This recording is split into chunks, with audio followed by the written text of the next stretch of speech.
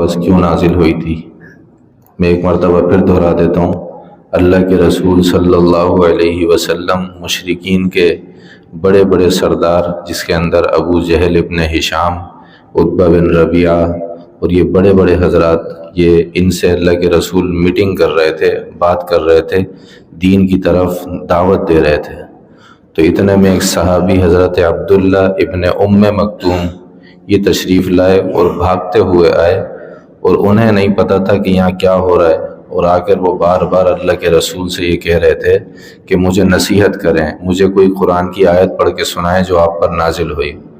اللہ کے رسول اس بات سے، اللہ کے رسول کو یہ بات ناگوار گزر رہی تھی کہ ان کو نظر نہیں آتا، اور یہاں پر میرے ساتھ جو لوگ بیٹھے ہیں یہ مشرکین کے بڑے بڑے سردار ہیں، یہ بڑی مشکل سے ہاتھ آئے ہیں، تو میں اگر یہ دین کی دعوت دینے سے اگر دین کی طرف آ جائیں تو دین کو بڑا فائدہ ہوگا، اسلام کو بڑا فائدہ ہوگا۔ اور دوسری طرف یہ نابینا صحابی ہیں جو کہ حاضر باش ہیں، پہلے سے ہی مسلمان ہیں، تو ان کو میں نصیحت بعد میں بھی کر سکتا ہوں۔ تو اللہ کے رسول کو یہ بات ناگوار گزر رہی تھی، تو اللہ کے رسول کے ماتھے پر بل پڑ گئے، کچھ پریشانی کے آثار ظاہر ہو گئے، جس کو عربی میں کہتے ہیں عبس۔ تو اس صورت کا نام بھی عبس ہے، اور وجہ یہ ہے کہ اللہ کے رسول کے چہرہ انور پر کچھ ناگواری کے آثار آ گئے، تو اس کو اللہ نے فرمایا عبس وتولی، کہ آپ چیں بجبیں ہو گئے، آپ کی پیشانی پر بل پڑ گئے اور آپ نے اپنے چہرہ انور کو پھیر لیے۔ تو یہ اس کا پس منظر تھا، اور شروع کا کچھ حصہ گزر چکا تھا۔ چونکہ آپ علیہ السلام نے نصیحت نہیں کی تھی، تو نصیحت سے پھر یہ قرآن کریم کے متعلق فضائل اللہ نے شروع کیے، جیسا کہ یہاں آیا فی صحف مکرمہ مرفوعۃ مطہرہ بایدی سفرہ کرام بررہ۔ یہ سارے قرآن کریم کے فضائل تھے جو کہ پچھلے اتوار آپ کے سامنے آ چکے ہیں۔ اب آگے الگ مضمون شروع ہے، اس لیے آج یہاں سے شروع کریں گے۔ فرمایا قتل الانسان ما اکفرہ۔ اس سے پہلے جو مضمون چل رہا تھا اس کے اندر قرآن کریم کی حقانیت کو اور قرآن کریم کی رفعت کو اللہ پاک بیان فرما رہے تھے کہ قرآن کریم ایک ایسی کتاب ہے کہ اس کو دیکھ کر بھی لوگ ایمان لا سکتے ہیں، لیکن قرآن کریم کے دلائل کو سمجھنا، قرآن کریم کو اللہ کی نشانی میں سے سمجھنا، یہ اہل علم اور اہل فہم جو لوگ ہیں یہ ان حضرات کا کام ہے۔ عام طبقہ قرآن کریم سے اتنا متاثر نہیں ہوتا، بلکہ عام طبقے کے لیے جو دلائل ہیں وہ آگے اللہ رب العزت ذکر فرما رہے ہیں کہ مجھے پہچاننے کے لیے عام طبقے کے لیے کیا دلائل ہیں۔ تو فرمایا قتل الانسان ما اکفرہ، انسان پر خدا کی مار ہو کہ وہ کیسا ناشکرا ہے۔ یہاں سے اللہ یہ بیان فرما رہے ہیں کہ انسان بڑا ناشکرا ہے، اور اس سے پہلے بھی یہ مضمون آیا ہے سورہ عادیات میں۔ فرمایا ان الانسان لربہ لکنود، کہ انسان اپنے رب کا بڑا نافرمان ہے، اور یہاں پر اللہ کہہ رہے ہیں بڑا ناشکرا ہے۔ اکفرہ، کفر اصل میں کافر کہتے ہیں ناشکرے کو، ناشکرے کو کافر کہا جاتا ہے۔ تو یہاں پہ بھی اللہ، یہاں پر اکفرہ کا مطلب یہ ہے کہ انسان بڑا ناشکرا ہے۔ کافر بھی چونکہ اللہ کی نعمتوں کا شکر ادا نہیں کرتا، اللہ کو مانتا نہیں ہے، اس لیے اس کو کافر کہہ دیتے ہیں۔ اور یہاں پر اللہ نے فرمایا قتل الانسان ما اکفرہ، انسان پر خدا کی مار ہو کہ وہ کیسا ناشکرا ہے۔ یہاں پر انسان سے مسلمان بھی مراد ہو سکتے ہیں اور غیر مسلم بھی مراد ہو سکتے ہیں۔ غیر مسلم کی ناشکری تو بالکل واضح ہے، وہ تو اللہ کو ہی نہیں مان رہا، اور مسلمانوں کی ناشکری بھی بالکل واضح ہے کہ کوئی کتنا بھی عبادت گزار ہو جائے، کتنا بھی احکامات کو ماننے والا اور ان پر عمل کرنے والا بن جائے، لیکن وہ اللہ کی عبادت کا حق ادا نہیں کر سکتا۔ تو اسی کو اللہ یہاں تعبیر فرما رہے ہیں کہ انسان بڑا ناشکر ہے۔ جیسے اللہ نے دوسری جگہ فرمایا وَمَا قَدَرُ اللَّهَ حَقَّ قَدْرِهِ، تم نے اللہ کی قدر نہیں کی اس طرح جس طرح تمہیں کرنی چاہیے تھی۔ تو اللہ کی قدر تو کسی نے بھی نہیں کی، اور اللہ کی نعمتوں کا جو شکر ہے وہ بھی صحیح طور پہ ہم ادا نہیں کر رہے۔ تو اس آیت میں انسان سے کفار بھی مراد ہو سکتے ہیں اور مسلمان بھی مراد ہو سکتے ہیں۔ پھر آگے فرمایا اللہ نے اپنی نشانیاں کہ انسان اتنا ناشکرہ ہے، اس کو دیکھنا چاہیے کہ وہ ناشکری کر رہا ہے وہ ہے کیا، من ای شیء خلق، اس کو کس چیز سے پیدا کیا گیا ہے، انسان کو کس چیز سے پیدا کیا۔ اس کا جواب ایک ہی تھا، اس کے علاوہ کوئی جواب ہو نہیں سکتا، اس لیے اللہ نے خود ہی اس کا جواب دیا، من نطفہ، اس کو نطفے کی ایک بوند سے پیدا کیا ہے، یہ اس کی پیداوار ہے، خلقہ، اس کو نطفے سے پیدا کیا، فقدرہ، پھر اس کو صحیح اندازے کے ساتھ اللہ نے بنایا۔ فقدرہ کی علماء نے دو تفسیریں کی ہیں، ایک تو یہ کہ اس کو بالکل اندازے سے بنایا کہ اس کی آنکھ کہاں لگانی ہے، گال کہاں لگانے ہیں، ناک کہاں لگانی ہے، ہونٹ کہاں پر ہوں، اس کے دانت کہاں پر ہوں، اس کی ٹانگ کیسی ہو، اس کے ہاتھ کیسے ہوں، یہ ساری چیزیں اللہ نے بڑے اندازے سے لگائی ہیں۔ حضرت عبداللہ ابن عباس رضی اللہ عنہ کے متعلق یہی تفسیر ہے، ان کے بارے میں آتا ہے کہ انہوں نے یہی تفسیر اس کی ذکر کی۔ اور دوسری تفسیر فقدرہ کا مطلب ہے اللہ نے اس کی تقدیر بھی لکھ دی، جب یہ ماں کے پیٹ کے اندر تھا اللہ نے اس کی تقدیر لکھ دی۔ اور حدیث کے اندر آیا کہ اللہ نے اس کی تقدیر کے اندر جو کچھ یہ کرے گا سب کچھ لکھ دیا کہ یہ کیا کیا کرے گا، چار چیزیں لکھیں کہ یہ کیا کیا کرے گا اور کس طرح کرے گا۔ دوسرا، اس کی عمر کتنی ہوگی، یہ بھی اللہ نے اسی وقت طے کر دیا۔ اور تیسرا، یہ اس کا رزق کتنا ہوگا، یہ کیا کچھ کھائے گا، کیا پیے گا، اس کا رزق کیا ہوگا، یہ بھی اللہ نے طے کر دی۔ اور چوتھی چیز کہ اس کا انجام نیک ہوگا یا اس کا انجام بد ہوگا، یہ پہلے ہی طے ہو جاتا ہے۔ میں نے سورۃ التکویر میں بتایا تھا، یہاں پر آپ حضرات کو یہ اشکال ہو رہا ہوگا کہ اگر اللہ نے پہلے ہی طے کر دیا تو ہم تو گناہ گار نہیں ہیں نا، اللہ نے ہماری تقدیر میں ہی لکھ دیا کہ ہم برے ہوں گے، ہمارا انجام صحیح نہیں ہوگا تو ہم تو برے ہوں گے، تو پھر ہمارا کیا قصور ہے، ہم کیوں جہنم میں جائیں گے؟ اشکال ہو رہا ہے، اعتراض ہو رہا ہے؟ میں نے اس کا جواب دیا تھا پہلے سورۃ التکویر کے اندر، وما تشاءون الا ان یشاء اللہ رب العالمین، کہ اللہ نے جب پہلے ہی تقدیر لکھ دی تو ہم پھر گناہ گار کیوں ہیں؟ مثال کے طور پر ایک شخص کے بارے میں اللہ نے لکھ دیا کہ یہ آج عشاء کی نماز نہیں پڑھے گا، تو وہ ظاہر سی بات ہے وہ کیسے پڑھے گا، اللہ نے تقدیر میں لکھ دیا۔ ایک اعتراض ہو رہا ہے نا، تو پھر ہم گناہ گار کیوں ہیں، پھر ہمیں نماز نہ پڑھنے پر عذاب کیوں ملے گا؟ یہ پہلے بھی بتائی تھی، دوبارہ سن لیں ایک بار۔ دیکھیں، تقدیر نام ہے اللہ کے علم کا، اللہ نے اپنا علم لکھ دیا کہ ایسا ہوگا، لیکن جس کے بارے میں لکھا اس کے ہاتھ پاؤں نہیں باندھے، اس کو فل اختیار دے دیا، اس کو مکمل اللہ نے اختیار دے دیا کہ اب تو جو چاہے کرے، میں نے لکھ دیا کہ تو کرے گا ایسا ہی۔ میں نے اس کو مثال سے سمجھایا تھا کہ ایک شخص سے اس کا ایکسیڈنٹ ہوا اور بہت زیادہ خطرناک ہوا، وہ اسپتال لایا گیا اور ڈاکٹر نے اس کو دیکھ کے کہا کہ یہ 3 دن کے اندر مر جائے گا، اور وہ 3 دن کے بعد مر بھی گیا۔ 3 دن کے بعد وہ مر بھی گیا، اور ڈاکٹر نے پہلے سے بتایا تھا 3 دن میں مر جائے گا، اور 3 دن کے بعد مر گیا۔ تو کیا ڈاکٹر پر اس کا الزام جائے گا کہ بھائی اس نے کہا تھا اس لیے میں مر گیا؟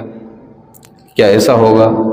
یا یہ جو مرنے والا ہے یہ شخص یوں کہے کہ بھائی اس نے کہا تھا اس لیے میں مر رہا ہوں، یہ ڈاکٹر کی وجہ سے مر رہا ہوں؟ نہیں، بلکہ ڈاکٹر نے اپنا علم بتایا تھا کہ میں نے جو پڑھا ہے نا، اس کی حدیث میں اس مریض کی جو حالت ہے، اس صورت میں اس مریض کی جو حالت ہے، میں نے جو کچھ پڑھا ہے میرے علم کی روشنی میں، یہ 3 دن کا مہمان ہے، 3 دن میں چلا جائے گا۔ تو اس نے اپنا علم بتایا تھا اور علم کے مطابق عمل بھی ہو گیا، وہ مر بھی گیا، تو اس کی کوئی پکڑ نہیں ہے، اس نے تو اپنا علم بتایا تھا۔ تو اسی طرح اللہ نے بھی اپنا علم لکھ دیا، اس کو تقدیر کہتے ہیں، کہ ہوگا ایسا ہی، اور دوسرے کو پورا اختیار دے دیا کہ اب تجھے جو کرنا ہے کر۔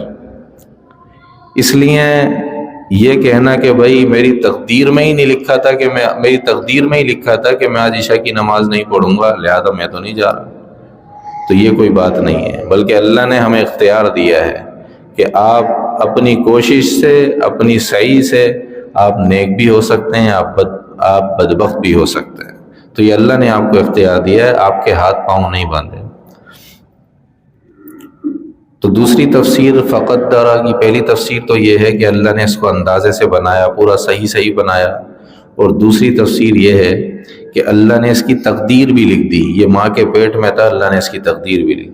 ثم السبیل یسرہ، پھر اس کے بعد اللہ نے اس کا راستہ بھی آسان کر دیا، یعنی کہ ماں کے پیٹ سے باہر آنے کا جو راستہ ہے انتہائی تنگ ہونے کے باوجود اللہ نے آسان کر دیا۔ حدیث میں آیا کہ فرشتے اپنے پر کے اوپر اس کو باہر لے کر آتے ہیں، اتنا تنگ راستہ۔ اور کہاں اللہ نے ایک انسان کی پیدائش کی ہے، کہاں اللہ نے اس کو بنایا ہے، 3 اندھیروں کے اندر، اور جہاں پر وہ بن رہا ہے، جس کے پیٹ میں بن رہا ہے، اس کو بھی نہیں پتا کہ میرے اندر کیا چل رہا ہے، اور اللہ وہاں اس کی تخلیق فرما رہے ہیں۔ ثم السبیل یسرا، اور پھر بنانے کے بعد اس کا راستہ بھی آسان کیا، اللہ نے باہر نکالا اس کو، فرشتوں کے ذریعے سے اس کا راستہ آسان کر کے باہر نکالا۔ اور جب یہ باہر آیا بچہ تو اس سے ماں کے وجود پر بھی کوئی خاص فرق نہیں پڑا، کوئی تبدیلی نہیں آئی۔ ہاں درد تو ہوا لیکن تبدیلی کوئی نہیں آئی۔ آج کل تو یہ درد بھی محسوس نہیں ہوتے، آپریشن ہو گئے اور سن کر کے بچے کو نکال لیا، یہ بہت غلط ہے، غیر فطری طریقہ ہے۔ فطری طریقہ وہ ہے جو فطری طریقہ ہے، اسی پر کام کرنا چاہیے، اسی کو برقرار رکھنا چاہیے۔ اس لیے یہ آپریشن کروانا، اور ڈاکٹر بعض اوقات یہ آپریشن، بلکہ یہاں تک سنا کہ جان بوجھ کے جو ہے وہ ڈاکٹر آپریشن کرتے ہیں، تو پتہ نہیں یہ کون سی سازش چل رہی ہے۔ بہرحال تو یہ دیکھنا چاہیے کہ اگر آپریشن کسی ڈاکٹر نے لکھ دیا ہے تو 2-4 ڈاکٹروں سے اور بھی رابطہ کر لیں۔ جس کا آپریشن ہو جاتا ہے وہ عورتیں چل نہیں پاتی ہیں، ریڑھ کی ہڈی میں درد رہتا ہے، ٹانگوں میں درد رہتا ہے۔ اور پھر آج کل تو ایک اور چیز چل رہی ہے کہ آپریشن کرنے کے بعد، بچے کو نکالنے کے بعد ایک چیز اس کے اندر پیٹ میں ڈال دیتے ہیں کہ آئندہ 3 سال سے پہلے حمل ہی نہیں ٹھہرے گا، اور وہ چیز پھر اس کو بعد میں دوبارہ آپریشن کر کے نکلوانی پڑتی ہے۔ تو یوں سمجھ لیں کہ پہلے تو آپریشن ہی نہیں ہوتا تھا، اور اب ایک بچے پہ 2 آپریشن ہو رہے ہیں۔ تو یہ خطرناک بات ہے نا، بار بار آپ کا پیٹ کٹے، آپ کی اہلیہ کا پیٹ کٹے، تو اچھی بات نہیں ہے۔ تو اس لیے کوشش یہ کرنی چاہیے کہ ڈیلیوری نارمل ہی۔ ثم السبیل یسرا، تو اللہ اپنی نعمتوں کا ذکر فرما رہے ہیں۔ پھر آگے اللہ نے عجیب اپنی نعمت ذکر فرمایا ثم اماتہ فاقبرہ، پھر اس کو اللہ نے موت دی اور قبر میں لے گیا۔ دیکھیں نعمتوں کا بیان چل رہا ہے کہ اللہ نے اس کو پیدا کیا، اس کی تقدیر لکھی، اور اس کے لیے راستہ آسان کیا۔ راستہ آسان کرنے کے اندر بھی 2 تفسیریں ہیں، ایک یہ کہ اس کو باہر آرام سے لے کر آ گیا آسانی سے، اور دوسری تفسیر یہ ہے، بعض حضرات نے لکھا کہ اللہ نے اس کو دنیا میں لانے کے بعد اس کا رہنا آسان کر دیا، اس کی جو ضروریات ہیں وہ اللہ نے پیدا فرما دی۔ ایسا نہیں ہے کہ ہماری کوئی ضرورت ہو اور وہ اس دنیا میں نہ ہو، نہیں، اللہ نے ضرورتیں بھی پیدا فرما دی کہ اس کو اس چیز کی ضرورت پڑے گی، وہ ساری موجود ہیں۔ ثم اماتہ فاقبرہ، پھر اس کو موت دے کر قبر میں لے گئے۔ نعمتوں کا بیان چل رہا ہے اور اللہ کہہ رہے ہیں کہ اس کو موت دی۔ اس سے یہ بات پتہ لگ رہی ہے کہ موت بھی ایک نعمت ہے، کوئی مصیبت نہیں ہے موت۔ جس طرح ہم موت سے ڈرتے ہیں نا، تو یہ موت کوئی مصیبت نہیں ہے، بلکہ موت ایک نعمت ہے۔ اللہ نے یہاں مقام نعمت کے اندر اس کا ذکر کی ہے کہ ثم اماتہ، اللہ نے اس کو موت دے دی۔ بعض لوگ خودکشی کرتے ہیں نا، تو یہی تو ہوتا ہے کہ مر کیوں نہیں رہے، ہم مرنا چاہتے ہیں۔ انسان بعض اوقات اپنی زندگی سے اتنا تنگ آ جاتا ہے کہ اس کو موت کی خواہش ہوتی ہے کہ بس اب مر جائے، تو یہ موت بھی، اور موت نہیں آ رہی ہے تو خودکشی کر لیتا ہے، جو کہ حرام ہے۔ تو اللہ کہہ رہے ہیں یہ موت بھی بڑی نعمت ہے کہ ہم تمہیں مار دیتے ہیں، موت دے دیتے ہیں، پھر تمہیں قبر میں ڈال دیتے ہیں، یہ بڑی نعمت ہے۔ اسی لیے حدیث میں آیا تحفۃ المؤمن الموت، مومن کا تحفہ ہے اس کی موت، مومن کے لیے تحفہ ہے، اور ہم لوگ موت سے ڈر رہے ہوتے ہیں۔ تو مومن کا تحفہ مومن کا ہے نا تحفہ، لیکن ہمارے اندر ایمان والے بڑے کم ہیں۔ ایمان والے کو تو بڑی خواہش ہوتی ہے اللہ سے ملاقات کی، کہ میں مروں اللہ سے ملاقات ہوگی، جنت دیکھوں گا، اللہ کے رسول سے ملاقات کروں گا، ابو بکر صدیق سے ملوں گا، عمر فاروق سے، عثمان غنی سے، علی مرتضیٰ، سعد بن ابی وقاص، سعید بن زید، سارے صحابہ سے ملاقات ہوگی، حضرت ابراہیم علیہ السلام سے ملیں گے، حضرت موسیٰ علیہ السلام اللہ کے لاڈلے نبی ملاقات کریں گے۔ تو یہ تو ایک تحفہ ہے کہ بھئی آپ مر گئے، اب آپ نے نہ نماز پڑھنی ہے، نہ روزہ رکھنا ہے، نہ زکوٰۃ دینی ہے، نہ حج کرنا ہے، کچھ بھی نہیں کرنا۔ آپ نے جو کرنا تھا وہ کر لیا، اب آپ نے جنت میں مزے کرنے اور کچھ نہیں ہے۔ اسی لیے حدیث میں آتا ہے من مات فقد قامت قیامتہ، جو مر گیا اس کی قیامت تو آ گئی۔ جو مر گیا اب اس نے تو بھی لیٹنا ہے جا کے قبر میں، اور اگر وہ اچھا ہے تو اللہ پاک وہیں قبر میں کھڑکی کھول دیں گے، یہ مزے کرتا رہے گا اور اس کی ملاقاتیں شروع ہو جائیں گی۔ اگر والدہ کا انتقال پہلے ہو گیا، والدہ سے ملاقات کرے گا، والد صاحب سے ملاقات کرے گا، بھائی 10 سال پہلے انتقال ہوا، والدہ سے، دادی سے ملاقات ہو رہی ہے، دادا سے ملاقات ہو رہی ہے، کتنا عجیب منظر ہوگا نا۔ تو اللہ نے اس کو مقام نعمت کے اندر ذکر کیا کہ موت ایک نعمت ہے۔ اسی لیے حدیث میں فرمایا کہ موت سے ڈرنا نہیں چاہیے، بلکہ موت تو مومن کے لیے تحفہ ہے۔ فَأَقْبَرَهُ، پھر موت دے کر اس کو قبر میں لے گیا۔ یہ قبر بھی بڑی نعمت ہے، یہاں اللہ نے مقام نعمت میں ذکر فرمایا، تو پتہ لگ رہا ہے کہ قبر میں جانا، قبر کے اندر انسان کو، مسلمان کو پہنچا دینا، یہ بھی بڑی نعمت ہے۔ آپ دیکھیں غیر مسلموں کو، ہندوؤں کو ہندوستان میں کیا کرتے ہیں، اپنے مردوں کے ساتھ جلا دیتے ہیں۔ اللہ نے دکھا بھی دیا کہ دیکھو میں نے کہا تھا نا میں مرنے کے بعد آگ کا عذاب دوں گا، میں تم دنیا میں دکھا رہا ہوں، لیکن ہمیں پھر بھی سمجھ میں نہیں آ رہی۔ اللہ کہہ رہے ہیں کہ میں نے کہا تھا میں کافروں کو آگ کا عذاب دوں گا، جلا دوں گا، اور ہمیں جلتے ہوئے نظر آ رہے ہیں دنیا میں ہی، لیکن ہمیں پھر بھی نصیحت نہیں ہو رہی۔ اللہ نے دکھا تو دیا، اور کس طرح اللہ دکھائیں گے، اپنی آنکھوں سے ہم دیکھ رہے ہیں کافر جل رہے ہیں ہمارے سامنے، اور ان کو پھر ایسے ہی پھینک دیا جاتا ہے، ان کی راکھ کو دریا برد کر دیا جاتا ہے۔ اور مسلمان کا کتنا اکرام کیا ہے کہ مسلمان جب اس کا انتقال ہوگا تو اس کے کپڑے اتار کر اس کو کفن دیا، اس کو غسل دیا جائے گا، اور غسل بھی وہ ٹھنڈے پانی سے نہیں، نیم گرم پانی سے اس کو غسل دیا جائے گا، اس کو تکلیف نہ ہو، اس کو خوشبو لگائی جائے گی، اس کو نئے کپڑے کے اندر، کفن کے اندر اس کو لپیٹا جائے گا، صاف ستھرا وائٹ سوٹ، اس کے اندر اس کو لپیٹا جائے گا۔ پھر اس کے بعد جو اس کی ناک ہے اس کے اندر روئی ڈالی جائے گی، کوئی کیڑا نہ چلا جائے۔ کتنا اکرام ہو رہا ہے اس کا، مرنے کے بعد بھی اکرام۔ پھر اس کو ایک نہیں پورا مجمع لے کے چلے گا، پھر اس کی نماز جنازہ ہوگی، اس کے لیے سب دعائیں کریں گے، اس کا بچہ، اس کے سب روئیں گے، اس کے لیے دعائیں ہوں گی، اس کے لیے جنت کی دعائیں ہوں گی، قبر کے اندر نور کی دعائیں ہوں گی۔ پھر اس کے بعد اس کو پھر لے کے چلیں گے، اور ایک نہیں چار لوگ اس کو اٹھائیں گے، کندھے بدلیں گے، سب اس کو کندھا دیں گے اپنی فضیلت کے لیے کہ ہمارے درجات بلند ہو جائیں۔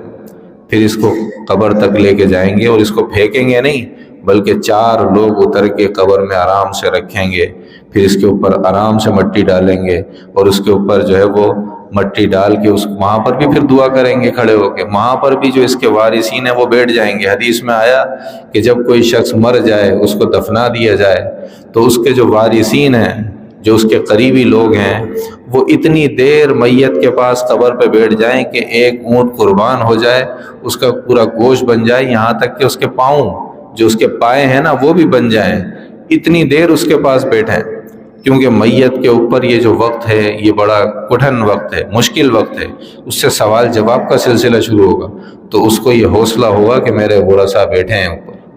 تو کتنا اللہ نے میت کا بھی اکرام کیا ہے۔ تو پتہ یہ چلا ثم اماتہ فاقبرہ، کہ موت بھی ایک نعمت ہے، اور قبر کے اندر جانا بھی یہ بڑی نعمت ہے۔ ہمارے یہاں کتے مرتے ہیں، بلیاں مرتی ہیں، ایسے ہی پڑے ہوتے ہیں، پھولتے ہیں، پھٹ جاتے ہیں، پھر بدبو آنا شروع ہو جاتی ہے۔ تو اگر انسان کا بھی یہ ہوتا تو کتنا عجیب ہوتا بھائی۔ تو اللہ نے انسان کا اکرام کیا ہے۔ مفتی اعظم پاکستان مفتی شفیع عثمانی صاحب نے اس جگہ پر لکھا ہے فاقبرہ، کہ اس سے معلوم ہوا، ایک مسئلہ لکھا ہے تفسیر معارف القرآن میں، کہ اس سے معلوم ہوا کہ فاقبرہ جو اللہ نے کہا ہے کہ مسلمان کو قبر کے اندر داخل کرنا یہ واجب ہے، کیونکہ اللہ کہہ رہے ہیں نا فاقبرہ، کہ قبر میں بھی ڈالا ہے، تو اس سے پتہ یہ لگ رہا ہے کہ قبر میں ڈالنا یہ واجب ہے۔ ثم اذا شاء انشرہ، پھر اس کے بعد اللہ کہہ رہے ہیں کہ ہم نے اس کو جب اللہ چاہیں گے پھر اس کو دوبارہ اٹھا کے زندہ کر دیں گے۔ کلا لما یقض ما امرہ، اللہ کہہ رہے ہیں ہونا تو یہ چاہیے تھا کہ یہ ساری نشانیاں دیکھ کر یہ ہمارے اوپر ایمان لے کر آتا، لیکن اللہ کہہ رہے ہیں نہیں، لما یقض ما امرہ، ہرگز ایسا نہیں ہوا، بلکہ جس کام کا اس کو حکم دیا گیا تھا اس نے وہ کام کیا نہیں۔ فَلْيَنْظُرِ الْإِنسَانُ إِلَىٰ طَعَامِهِ، یہاں سے ایک نیا مضمون شروع ہو رہا ہے، اس کو انشاءاللہ اگلے اتوار کو کریں گے۔ اللہ رب العزت اس صورت پر عمل کرنے کی توفیق عطا فرمائے۔